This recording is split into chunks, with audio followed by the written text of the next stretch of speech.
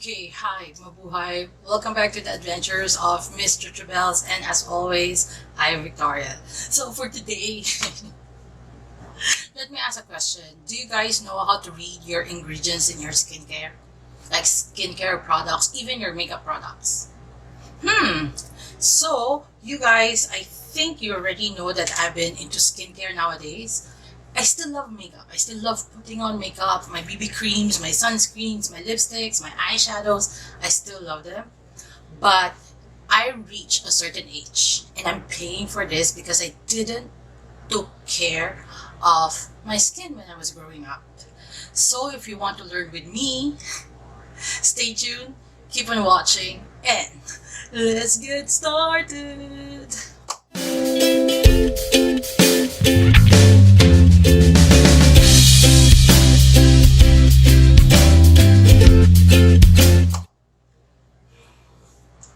Okay, guys, when I was growing up, I used to laugh at my late mom because she has this skincare routine or regimen that is actually long. I don't even call it basic, but it was basic because she just used soap, toners, moisturizer. That was like, but me and my sister used to laugh at her and just like say, "Oh my God, you're like too high maintenance." And then growing up, I do have breakouts. I have oily skin, and I realized because I wanted to control my oiliness, which is like kind of bad, I got into trends of doing skincare where in I follow the trends and I realized that it was not having too many products in your skincare, thinking that it would actually help you, actually can it can make it worse. It can aggravate your condition and you will just be so frustrated and ask yourself like, why is this not working? Why? So many whys, and then you just realize like you have to go to basics, as in go back to basics and learn what you're actually putting on your skin.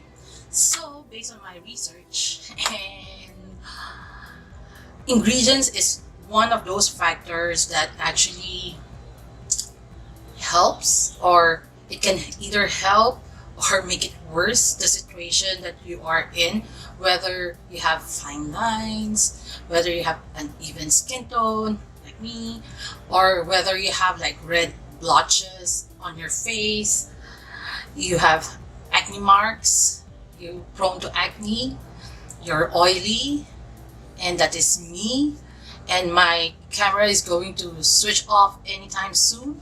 I have to change the battery and I have to come back. So I do have my notes with me because I need to share this with you guys. It doesn't matter what age you are in. You can be a teenager, young adult, your mid 30s, mid 40s, 50s, 60s. It's never too late to actually start investing on your skin. I mean, I know you have done some harm to your skin before, but I've always believed that it's better late than never. And then from there, you can actually rectify or correct whatever you have done to your skin. And having said that, if your skin is in good condition, you would tend to use less makeup, or at least if you still love to use makeup, at least it would have a very good canvas to actually put on. So let's start. Okay, first thing first is, did you know that the ingredients list on your skincare, there's actually, you can actually find at the back of the bottles, is listed from the highest to the lowest concentrate. So in short, it's in descending order, like the highest concentrate or highest percentage of that certain ingredient should be on top, and then the lower the percentage is, it goes below the list. So usually what I do is I just read the first 6 ingredients of the particular skincare. But Victoria, then how about the rest? it's okay, because especially if you're starting, you don't want to overwhelm yourself, because if you overwhelm yourself, and then you would totally stop reading all the ingredients list. I would do another video on what are those ingredients that you have to look out for. But for this video, I just want to give you the basics. So I usually just look at the first 6 ingredients, and then I'll go into a website like Paula's Choice, NC Decoder, and then from there I would learn what does this particular ingredient actually means and what does it do to my skin. But having said that, I've also read an article saying that not because the ingredients is way below the list that it's not giving you the benefits it's supposed to. You also have to take into consideration that some ingredients only need like 0.5 to 1% to be actually effective. So if you see certain ingredients like below the list, but you do know it's good for anti-aging or whatsoever not, it is still doing its job. It doesn't mean that it has to be in a higher percentage. So usually those first 6 ingredients would be your water, sometimes those glycerin, those preservatives that they do put in the cosmetics and the skincare so that it will not grow bad. And yeah, so next is know how to read the open jar symbol in your skincare. Okay, once you open up, right? Once you open up your skincare, usually I'm trying to find a skincare that has this open jar thing. Oh, okay, so like the ordinary niacinamide that I have, it comes in this bottle. I don't know whether you can actually see it. Okay, it actually comes in this bottle. Focus! No, it doesn't want to focus. But I'll insert photos that you can actually see an open jar bottle sign at the back of this packaging. May it be the box or... That's why I don't open products or skincare if I don't have intention of using it. Because once you open it, even though you don't use it, you just open it, air would actually come in, and then it will start to... In short, you just have to use it. So it could be as like 6, 12 months, 2 years. I think 2 years is the most longest like expiration date for skincare and makeup. And then your next one is, sorry, I have to find my notes.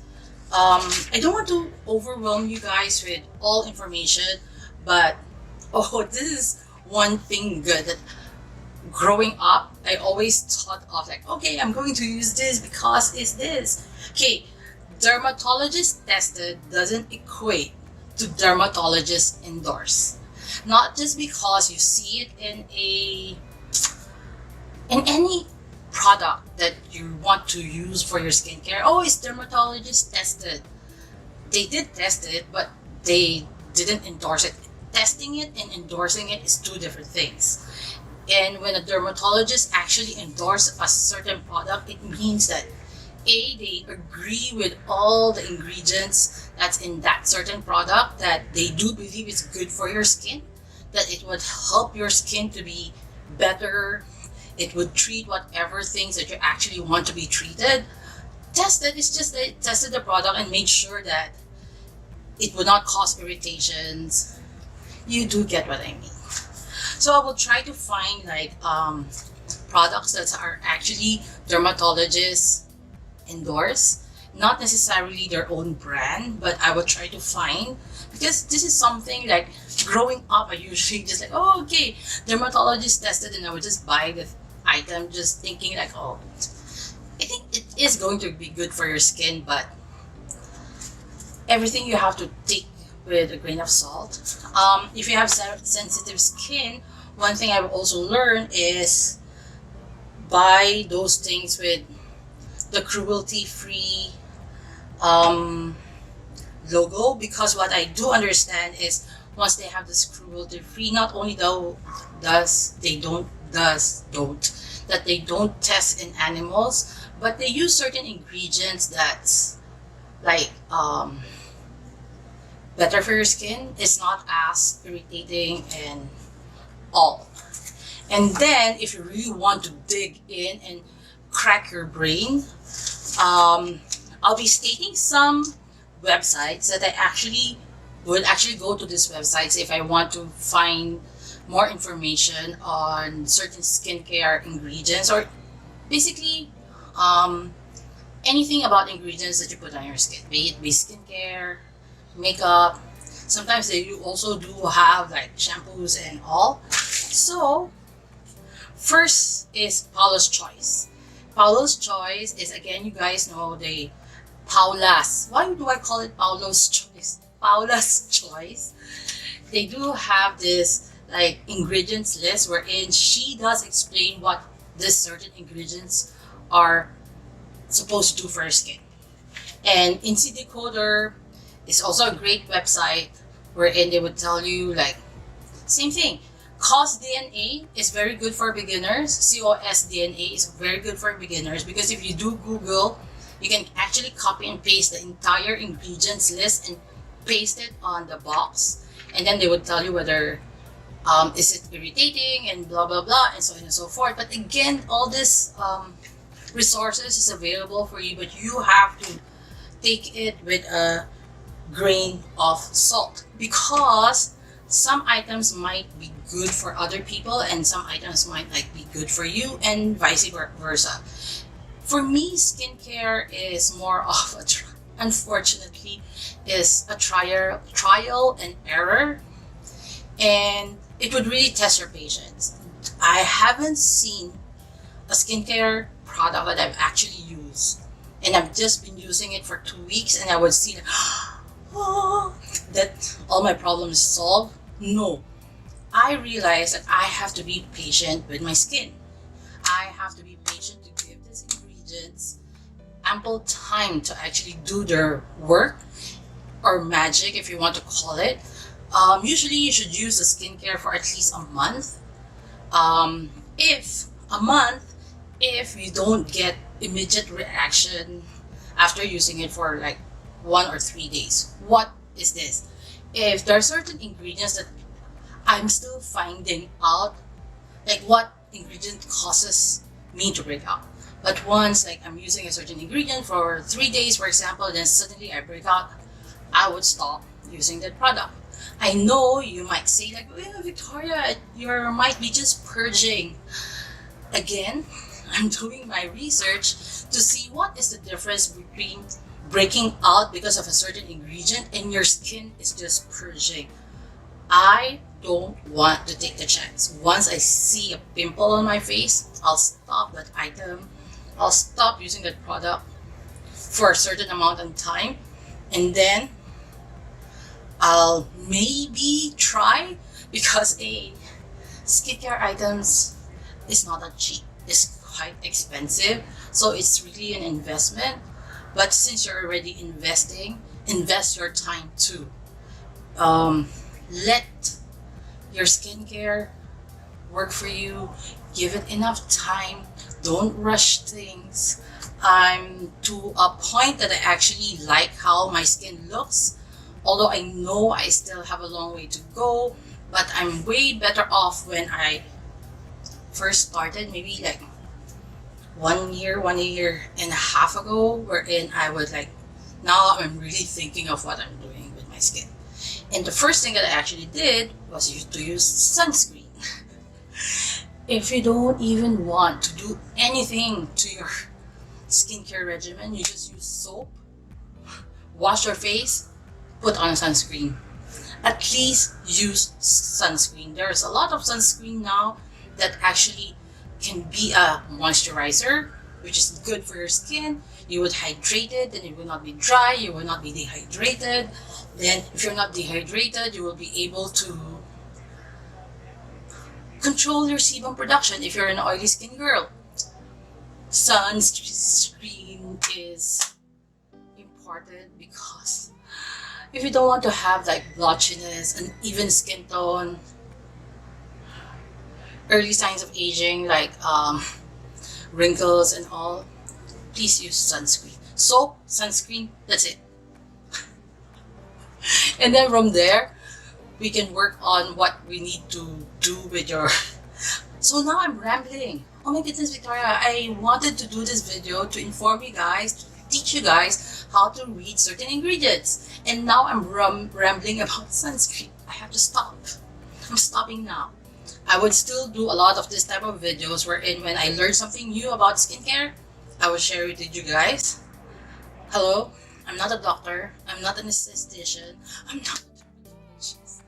I'm just an old lady, your Lola, grandmother, who's actually into skincare.